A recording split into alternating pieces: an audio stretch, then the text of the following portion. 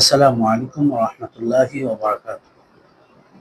সম্মানিত ভিউয়ার্স, দর্শক শ্রোতা মণ্ডলী, আজকে আপনাদের মাঝে এমন একটা বিষয় শেয়ার করব যেটার ভুক্তভোগী সবাই।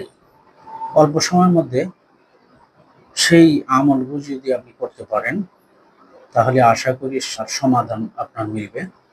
সমস্যাটা হচ্ছে আমাদের ইনসান এবং জিন্নাত দুইটা শ্রেণী এই ধরা পৃষ্ঠে রয়েছে এবং এটা প্রমাণিত। আল্লাহ পাক রব্বুল আলামিন বলেছেন, ওয়া মা খালাকতুল জিন্না ওয়াল ইনসা ইল্লা লিয়াবুদুন।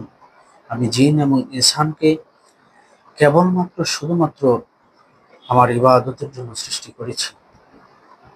এখন অনেক সময় দেখা যায় প্রত্যেকটা ঘরে, প্রত্যেকটা জায়গায় এই জিন্নাতের আক্রমণ ঘটে থাকে। জিন্নাতের মধ্যে যে খারাপ চরিত্রের জিন্নাত রয়েছে তারা আপনাকে সুযোগ বুঝেই আপনার উপর আক্রমণ করে বসে। এই আক্রমণগুলি থেকে বাঁচার জন্য এখন যে কোরআনে কারিমের আয়াতগুলি বলবো, এগুলি যদি আপনি শুনতে পারেন কিংবা আপনি পরে আক্রান্ত ব্যক্তিকে ফুঁক দিতে পারেন, তাহলে আশা করা যায় অবশ্যই কোরআনে কারিমের বারাকাতের মাধ্যমে, কোরআনে কারিমের নিয়ামতের মাধ্যমে আল্লাহ পাক রব্বুল আলামিন আপনাকে এই জিন্নাতের আক্রমণ থেকে, জিন্নাত দেষ্টমী থেকে আল্লাহ পাক রব্বুল আলামিন আপনাকে রেহাই দিবেন। আমরা জানি অনেক মানুষ এই সমস্যায় আক্রান্ত এবং অনেক টাকা পয়সা অর্থ করি আমরা খরচ করে থাকি এই আক্রমণ, জিন্নাতের এই ভয়াবহ আক্রমণ থেকে বাঁচার জন্য। আজকে আমরা কিছু আমল আপনাদেরকে শিখিয়ে দিব, যেগুলি আপনি ছেড়ে যদি রাত্রে ঘুমান তাহলে আশা করা যায় ঘর থেকেও এর উপদ্রব নষ্ট হবে ইনশাআল্লাহ। যাই হোক, আমরা কোরআনে কারিমের আমলের দিকেই চলে যাচ্ছি। أعوذ بالله من الشيطان الرجيم. بسم الله الرحمن الرحيم. الحمد لله رب العالمين الرحمن الرحيم مالك يوم الدين. إياك نعبد وإياك نستعين اهدنا الصراط المستقيم صراط الذين أنعمت عليهم غير المغضوب عليهم ولا الضالين. بسم الله الرحمن الرحيم. ألف لام ميم ذلك الكتاب لا ريب فيه هدى للمتقين الذين يؤمنون بالغيب ويقيمون الصلاة ومما رزقناهم ينفقون والذين يؤمنون بما أنزل إليك وما أنزل من قبلك وبالآخرة هم يوقنون الله لا إله إلا هو الحي القيوم لا تأخذه سنة ولا نوم له ما في السماوات وما في الأرض من ذا الذي يشفع عنده إلا بإذنه يعلم ما بين أيديهم وما خلفهم ولا يحيطون بشيء من علمه إلا بما شاء وسع كرسيه السماوات والأرض ولا يؤوده حفظهما وهو العلي العظيم. لا إكراه في الدين قد تبين الرشد من الغي فمن يكفر بالطاغوت ويؤمن بالله فقد استمسك بالعروة الوثقى لا انفصام لها والله سميع عليم. الله ولي الذين آمنوا يخرجهم من الظلمات إلى النور الذين كفروا أولياءهم الطاغوت يخرجونهم من النور إلى الظلمات أولئك أصحاب النار هم فيها خالدون. لله ما في السماوات وما في الأرض وإن تبدوا ما في أنفسكم أو تخفوه يحاسبكم به الله فيغفر لمن يشاء ويعذب من يشاء والله على كل شيء قدير. آمن الرسول بما أنزل إليه من ربه والمؤمنون كل آمن بالله وملائكته وكتبه ورسله لا نفرق بين أحد من رسله وقالوا سمعنا وأطعنا غفرانك ربنا وإليك المصير.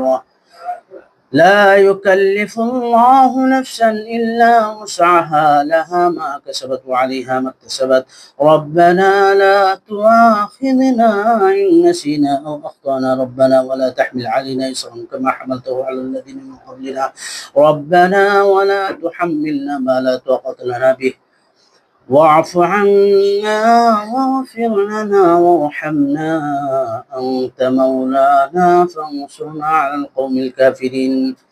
إن ربكم الله الذي خلق السماوات والأرض في 6 أيام ثم استوى على العرش يغشي الليل والنهار يطلبه حثيثا والشمس والقمر والنجوم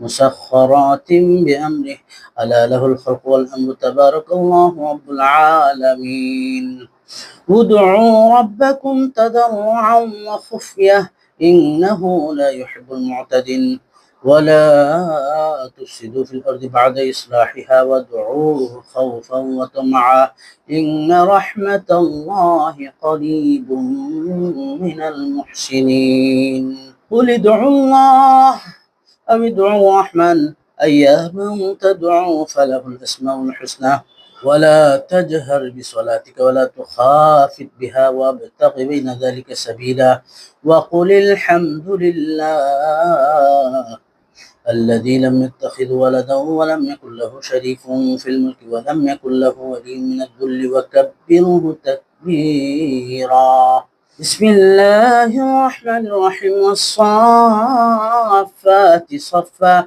فالزاجرات زجرا فالتاليات ذكرا إن إلهكم لواحد رب السماوات والأرض وما بينهما ورب المشارق إنا زينا السماء الدنيا بزينة الكواكب وحفظا من كل شيطان مارد لا يسمعون إلى الملأ الأعلى ويقذفون من كل جانب دحورا ولهم عذاب واصب إلا من خطف الخطفة فأتبعه شهاب ثاقب فاستفتهم أهم أشد خلقا أم من خلقنا إنا خلقناهم من طين لذيذ بسم الله الرحمن الرحيم يا معشر الجن والإنس إن استطعتم أن تنفذوا من أقطار السماوات والأرض فانفذوا لا تنفذون إلا بسلطان فبأي آلاء ربكما تكذبان يرسل عليكم أشواط من نار ونحاس فلا تنتصران فبأي آلاء ربكما تكذبان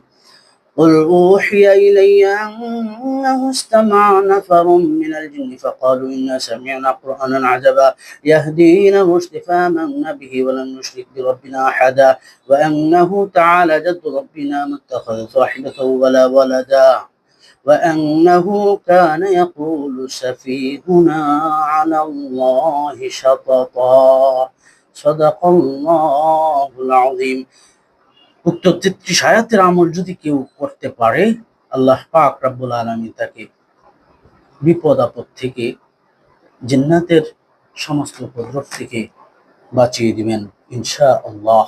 আল্লাহ তাআলা আমাদেরকে এই আয়াতগুলোর উপর প্রতিদিন দৈনিক আমল করার তৌফিক দান করুন।